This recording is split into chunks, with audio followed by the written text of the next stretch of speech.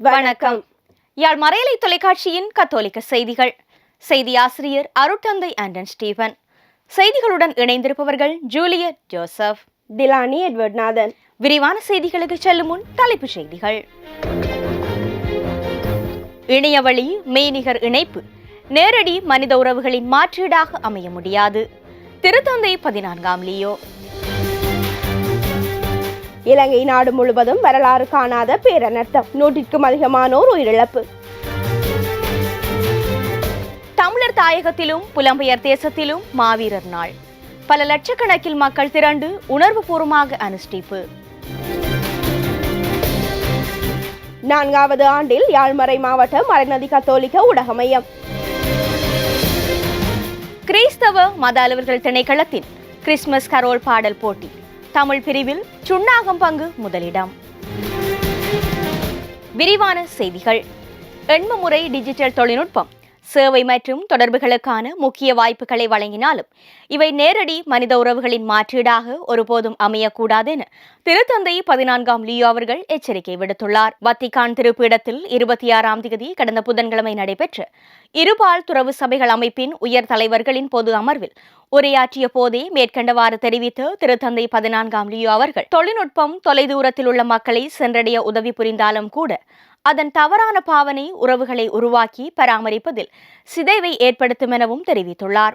உண்மையான பிரசன்னம், ஆழமான செவிமடுத்தல், உணர்வுகளை வெளிப்படுத்தும் சிந்தனை பகிர்வு என்பவற்றை கொண்டமைந்த நேரடியான உரையாடலுக்கான அவசியம் நிறைந்த இடங்களில் அதற்கு மாற்றீடாக மெய்நிகர் தொடர்பை தேர்ந்தெடுக்க முனையும் எமது பிழையான தெரிவுக்கான சோதனையையும் சுட்டிக்காட்டியுள்ளார். துறவு வாழ்வின் பாரம்பரிய ஒன்றிப்பு வடிவங்களான பொது பேரவை கூட்டங்கள் மற்றும் நேரடி சந்திப்புகள் போன்றவற்றை முழுமையாக இணையவழிக்கு மாற்றக்கூடாது என கேட்டுக்கொண்ட திருத்தந்தை அவர்கள், ஆன்மீக பயணத்தை ஓர் அதிவேக ஓட்டமாக மாற்றி அதன் நோக்கத்தை இழக்க செய்யும் வசதி வாய்ப்பு, செயல்திறன், நிர்வாக மனப்பான்மைகள் போன்றவை மேய்ப்பு பணியின் மீதும் ஆதிக்கம் செலுத்த அனுமதிக்க கூடாதெனவும் வலியுறுத்தியுள்ளார். மேலும் உடன் பிறந்த உறவில் ஒன்றித்து பயணிப்பதன் முக்கியத்துவத்தை வலியுறுத்திய திருத்தந்தை அவர்கள், நாம் அனைவரும் உடன் பிறந்தோரே என்ற முன்னாள் திருத்தந்தை பிரான்சிஸ் அவர்களின் திருத்தூது மடலை நினைவுபடுத்தி நான் என்பதை விடுத்து நாம் என்பதற்கு முக்கியத்துவம் கொடுக்க வேண்டும் என்றும் கேட்டுக்கொண்டார். அத்துடன் எல்லாவற்றிற்கும் மேலாக இறைவேண்டல் மூலம் வளர்க்கப்படும் கடவுளுடனான உறவு மிக முக்கியமானது என சுட்டிக்காட்டிய திருத்தந்தை அவர்கள், இறைவேண்டல் மக்கள் படைப்பாளரை நம்பவும் பெறவும் ஒப்புக்கொள்ளவும் கற்றுக்கொள்ளும் இடமெனவும் குறிப்பிட்டு, புதியதையும் பழையதையும் பொறுப்புடனும் ஒருங்கிணைக்க கடவுளுடனும் ஒருவருக்கொருவருடனும் உண்மையான உறவுகளை பாதுகாக்கும் அதே வேளையில் எண்மமுறை கருவிகளை அறிவார்ந்த விதத்தில் பயன்படுத்தவும் கற்றுக்கொள்ள வேண்டும் எனவும் தனது செய்தியில் வலியுறுத்தியுள்ளார். தென்கிழக்கு வங்காள விரிகுடாவில் உருவான காற்றழுத்த தாளமுகம் டிட்வா புயலாக உருமாறி இலங்கையின் அனைத்து மாவட்டங்களிலும் பாரிய அனர்த்தங்களை ஏற்படுத்தி 100க்கும் அதிகமான மக்களை பலியெடுத்துள்ளது. இரு காற்று சுழற்சிகள் ஒன்றிணைந்து காற்றழுத்த தாழ்வு மண்டலமாக மாறி 130 ஆண்டுகளின் பின் இலங்கையை ஊடறுத்து நகர்ந்து செல்லும் அபூர்வமான ஆபத்தான அனர்த்தத்தில் சிக்குண்ட இலங்கை நாடு வரலாறு காணாத பெரும் அனர்த்தத்தை எதிர்கொண்டுள்ளது. இலங்கை முழுவதும் வடக்கு நோக்கி டிட்வா புயல் சுழன்றடித்ததில் கொழும்பு, அனுராதபுரம், பதுளை, நுவரெலியா, கேகாலை, கண்டி, ரத்தினபுரி, வவுனியா, முல்லைத்தீவு உள்ளிட்ட 17 மாவட்டங்கள் கடுமையாக பாதிக்கப்பட்டுள்ளன.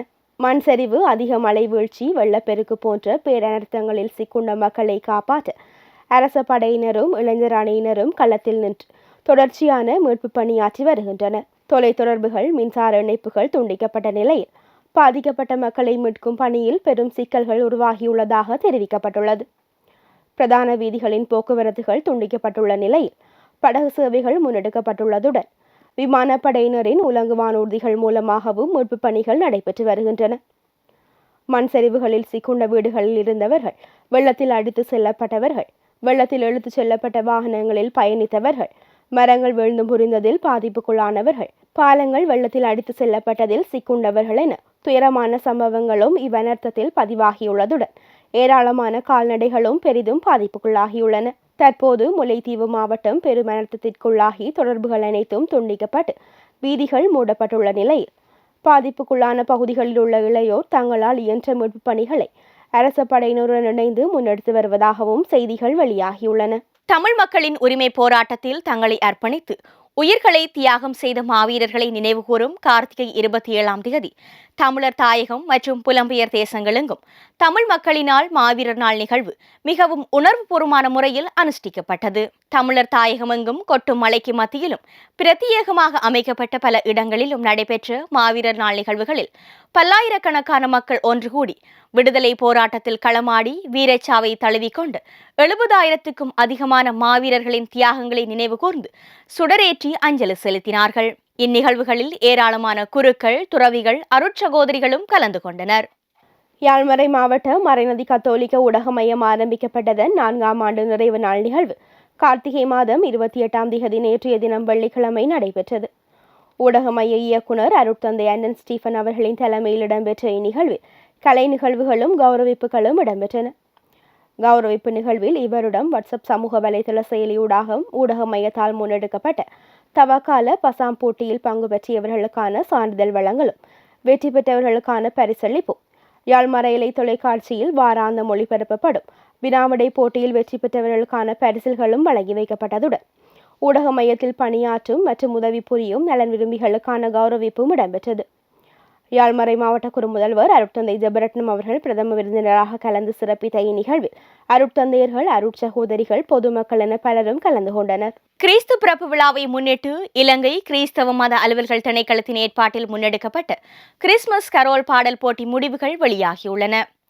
தமிழ் மற்றும் சிங்கள மொழி மூலமாக அகில இலங்கை ரீதியில் இடம்பெற்ற இப்போட்டியின் தமிழ் மொழி மூலமான போட்டியில் யாழ்ப்பாணம் சுண்ணாகம்பங்கு 1ஆம் இடத்தையும், மன்னார் பேசாலை வெற்றிநாயகி அன்னை ஆலயம் 2ஆம் இடத்தையும், மன்னார் யோசவாஸ் நகர் புனித சிசிலியா பாடகர் குழாம் 3ஆம் இடத்தையும், கிளிநொச்சி பழைய மத்திய கல்லூரி 4ஆம் இடத்தையும், மன்னார் முருங்கன் புனித யாகப்பராலயம் 5ஆம் இடத்தையும் பெற்றுக்கொண்டன. அமலமரி தியாய்கள் சபை அருட்தந்தை செல்வரட்னம் அவர்களின் உறவுகள் நூல் வெளியீட்டு நிகழ்வு கார்த்திகை மாதம் 29ஆம் திகதி சனிக்கிழமையன்று அகவழி குடும்ப நல நிலைய மண்டபத்தில் நடைபெற்றது. யாழ் பல்கலைக்கழக கிறிஸ்தவ நாகரிகத்துறை தலைவர் அருட்தந்தை போல்ரோஹான் அவர்களின் தலைமையில் இடம்பெற்ற இந்நிகழ்வில் நூலுக்கான மதிப்பீட்டுரைகளை யாழ் போதனா வைத்தியசாலை உள மருத்துவ நிபுணர் திரு சிவதா மற்றும் இலங்கை திரு அவை யாழ் குறுமுதல்வர் திருவருட்பணியாளர் செல்வன் ஆகியோர் வழங்கியிருந்தனர். இந்நிகழ்வில் அருட்தந்தையர்கள், அருட்சகோதரிகள், பொதுமக்கள் என பலரும் கலந்து கொண்டனர்.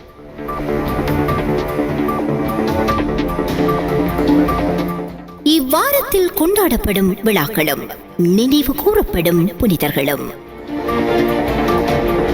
டிசம்பர் மாதம் 3ஆம் தேதி புதன்கிழமை இந்தியாவின் பாதுகாவலர் மறைபணியாளர் புனித பிரான்சிஸ் சவேரியார் நினைவு நாள்.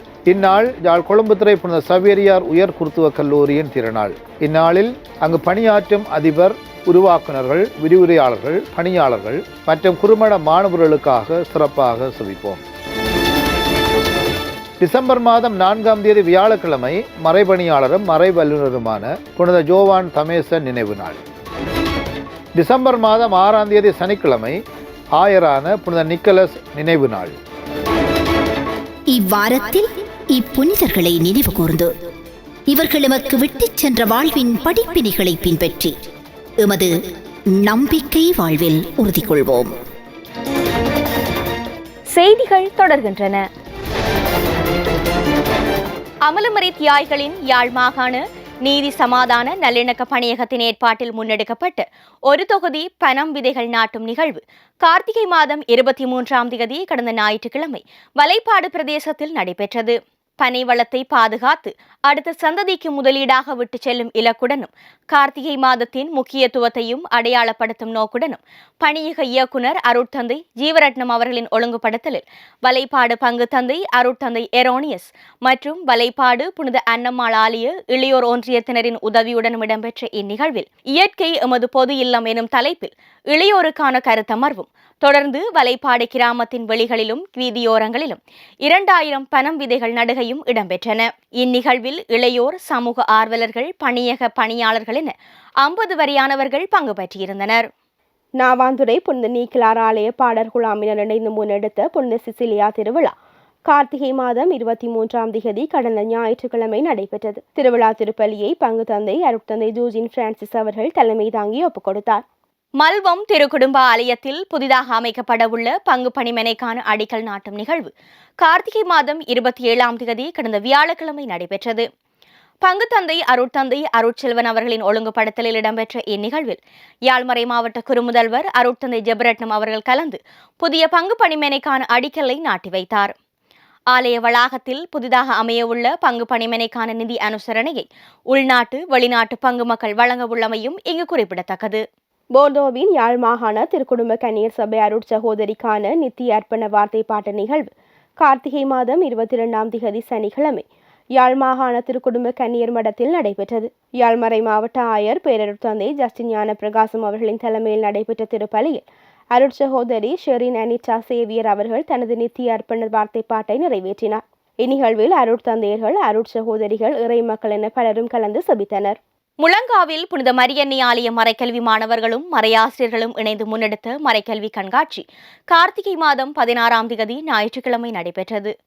பங்குத்தந்தை அருட்தந்தை ஆண்டனி பாலா அவர்களின் ஒழுங்குபடுத்தலில் மறைக்கல்வி பொறுப்பாளர் டொன்பஸ்கோ சபை அருட்சகோதரி மேரி அவர்களின் வழிகாட்டலில் இடம்பெற்ற இந்நிகழ்வில் அமலமரி தியாகல் சபை அருட்தந்தை செலஸ்டின் அவர்கள் பிரதம விருந்தினராக கலந்து கண்காட்சியை ஆரம்பித்து வைத்தார். இக்கண்காட்சியில் திருப்பலியின் முக்கியத்துவம், அருளடையாளங்களின் செயல்பாடு, புனிதர்களின் வரலாறு, திருச்செபமாலையின் பலன்கள், திருவிவிலிய நூல்களின் பாரம்பரியங்கள் மற்றும் நற்செய்திகளின்படி இயேசுவின் புதுமைகள், உவமைகள், பாடுகள், மரணம், உயிர்ப்பு என்பவை காட்சிப்படுத்தப்பட்டன. இந்நிகழ்வில் அருட்தந்தையர்கள், அருட்சகோதரிகள், பங்கு மக்கள், மறைக்கல்வி மாணவர்கள், மறையாசிரியர்கள் என பலரும் கலந்து கொண்டனர். யாழ்ப்பாணம் புனித டி மெசனட் குறுமடத்தில் முன்னெடுக்கப்பட்ட இறையியல் கருத்தமர்வு 23ஆம் திகதி கடந்த ஞாயிற்றுக்கிழமை டி மெசனட் கேட்போர் கூடத்தில் நடைபெற்றது. அமலமரி தியாகல் சபை அருட்சகோதரர்களின் வழிநடத்தலில் நடைபெற்ற இந்நிகழ்வில் அகவழி குடும்ப நல நிலைய இயக்குனர் அருட்தந்தை மனுவேல் பிள்ளை டேவிட் அவர்கள் வளவாளராக கலந்து புனித 2ஆம் அருளப்பர் சின்னப்பரின் மனித நேயம் ஓர் இலங்கை பார்வை எனும் தலைப்பில் உரையாற்றினார். இந்நிகழ்வில் அருட்தந்தையர்கள், அருட்சகோதரர்கள், அருட்சகோதரிகள், குறுமட மாணவர்கள் என பலரும் கலந்து கொண்டனர். ஜூபிலி ஆண்டு சிறப்பு நிகழ்வாக அளம்பில் பங்கு மறைக்கல்வி மாணவர்கள், மறையாசிரியர்கள் மற்றும் பெற்றோர் இணைந்து முன்னெடுத்த சிறப்பு நிகழ்வு கார்த்திகை மாதம் 25ஆம் தேதி கடந்த செவ்வாய்க்கிழமை நடைபெற்றது. பங்குத்தந்தை அருட்தந்தை எமில் போல் அவர்களின் ஒழுங்குபடுத்தலில் இடம்பெற்ற இந்நிகழ்வில் மாணவர்கள், மறையாசிரியர்கள் மற்றும் பெற்றோர் முல்லைத்தீவு பிரதேசத்தில் உள்ள சாம்ரோக் குடும்ப நிலையத்திற்கு சென்று அங்குள்ள விசேட தேவையுடைய பிள்ளைகளை சந்தித்து மகிழ்வூட்டல் நிகழ்வுகள், கலை நிகழ்வுகள் என்பவற்றை நிகழ்த்தியதோடு தாம் சேகரித்த பணத்தில் வாங்கிய பரிசு பொருட்களையும் அவர்களுடன் பகிர்ந்து கொண்டனர். இந்நிகழ்வில் 57 மாணவர்களும் 7 மறையாசிரியர்களும் 13 பெற்றோரும் பங்கு பெற்றிருந்தனர்.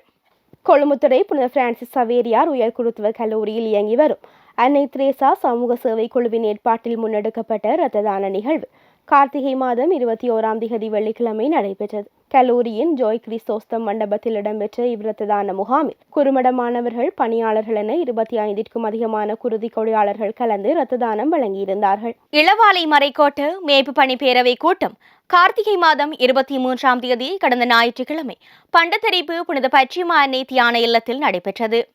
இளவாலை மறைக்கோட்ட முதல்வர் அருட்தந்தை ஜேசுதாஸ் அவர்களின் தலைமையில் இடம்பெற்ற இந்நிகழ்வில் சபையின் கடந்த கால எதிர்கால திட்டங்கள் தொடர்பாக கலந்துரையாடப்பட்டதுடன் புதிய நிர்வாக தெரிவும் இடம்பெற்றது.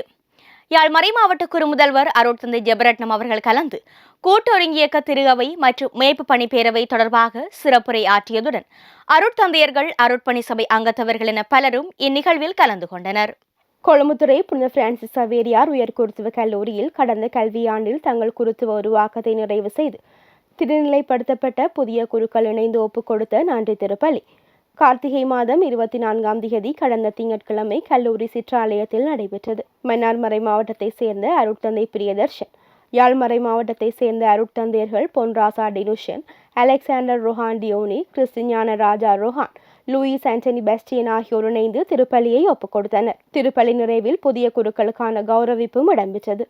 மன்னார்மறை மாவட்ட மடுமறை கோட்டத்தில் முன்னெடுக்கப்பட்ட 2026ஆம் ஆண்டிற்கான மேய்ப்பு பணி திட்டமிடல் மாநாடு கார்த்திகை மாதம் 22ஆம் தேதி கடந்த சனிக்கிழமை மன்னார் மடு திருத்தலத்தில் நடைபெற்றது. மடுமறை கோட்ட முதல்வர் அருட்தந்தை பெபிசோசி அவர்கள் தலைமையில் தூய ஆவியே எழுந்தருளி வாரும் எனும் கருப்பொருளில் நடைபெற்ற இம்மாநாட்டில் 2026ஆம் ஆண்டு வவுனியா மறைக்கோட்டத்தில் முன்னெடுக்கப்படவுள்ள மேய்ப்பு பணித்திட்டங்கள் தொடர்பாக கலந்துரையாடப்பட்டு தீர்மானங்கள் எடுக்கப்பட்டன. இந்நிகழ்வில் மன்னார் மறை மாவட்ட ஆயர் பேரருட் தந்தை அந்தோணி பிள்ளை ஞான பிரகாசம் அவர்கள் பிரதம விருந்தினராகவும், மறைமாவட்ட குறுமுதல்வர் அருட்தந்தை தமிழ்நேசன் மற்றும் மறைமாவட்ட மேய்ப்பு பணி திட்டமிடல் குழு செயலாளர் அருட்தந்தை கிறிஸ்டி ரூபன் பெர்னாண்டோ ஆகியோர் சிறப்பு விருந்தினர்களாகவும் கலந்து சிறப்புரைகள் ஆற்றியதுடன் குழு ஆய்வு, கலந்துரையாடல், பொது அமர்வு, ஆய்வு திட்ட முன்மொழிவு என்பனவும் இடம்பெற்றன. கிளரேஷியன் துறவர சபையின் கிளாரட் சிறுவர் கதம்பத்தினால் முன்னெடுக்கப்பட்ட மாணவர்களுக்கான தலைமைத்துவ பயிற்சி கார்த்திகை மாதம் 9ஆம் திகதி முதல் 17ஆம் திகதி வரை யாழ்ப்பாணம் சுண்டுக்குழி கிளாரட் சிறுவர் கதம்ப வளாகத்தில் நடைபெற்றது. கதம்ப இயக்குனர் அருட்தந்தை ஆல்பர்ட் ஜோசப் அருள் ராஜா அவர்களின் தலைமையில் பொறுப்புடைமை மிகு எனது ஆளுமை எனும் கருப்பொருளில் நடைபெற்ற இந்நிகழ்வில் தலைமைத்துவம், தன்னம்பிக்கை, முடிவெடுக்கும் திறன், குழு பண்பாடு, நேர மேலாண்மை மற்றும் பிரச்சினை தீர்வு போன்ற தலைப்புகளில் கருத்துரைகளும் களத்தரிசிப்புகள் மற்றும் புலக்கற்றல் என்பனவும் இடம்பெற்றன. 17ஆம் திகதி திங்கட்கிழமை நடைபெற்ற இறுதி நாள் நிகழ்வில் வடமாகாண கல்வி திணைக்கள உள சமூக வள நிலைய உதவி முகாமையாளர் திருமதி விக்டோரியா எல்விஸ் பிரெஸ்லி அவர்களின் சிறப்புரையும் பங்கு பெற்றியவர்களுக்கான சான்றிதழ் வழங்கலும் இடம்பெற்றன. இந்நிகழ்வில் துணுக்காய், முல்லைத்தீவு, யாழ்ப்பாண கல்வி வலய பாடசாலைகளை சேர்ந்த 32 மாணவர்கள் பங்கு பெற்றி பயனடைந்தனர். மீண்டும் தலைப்புச் செய்திகள். இணையவழி மெய்நிகர் இணைப்பு நேரடி மனித உறவுகளின் மாற்றீடாக அமைய முடியாது. திருத்தந்தை 14ஆம் லியோ. இலங்கை நாடு முழுவதும் வரலாறு காணாத பேரனர்த்தம், 100க்கும் அதிகமானோர் உயிரிழப்பு. தமிழர் தாயகத்திலும் புலம்பெயர் தேசத்திலும் மாவீரர் நாள், பல லட்சக்கணக்கில் மக்கள் திரண்டு உணர்வுபூர்வமாக அனுஷ்டிப்பு. 4வது ஆண்டில் யாழ்மறை மாவட்ட மறைநதி கத்தோலிக்க ஊடக மையம். கிறிஸ்தவ மத அலுவலர்கள் திணைக்களத்தின் கிறிஸ்துமஸ் கரோல் பாடல் போட்டி, தமிழ் பிரிவில் சுண்ணாகம் பங்கு முதலிடம். இத்துடன் யாழ் மறையலை தொலைக்காட்சியின் கத்தோலிக்க செய்திகள் நிறைவடைந்தன. செய்திகளுடன் இணைந்திருந்தவர்கள் ஜூலியட் ஜோசப், திலானி எட்வர்ட் நாதன்.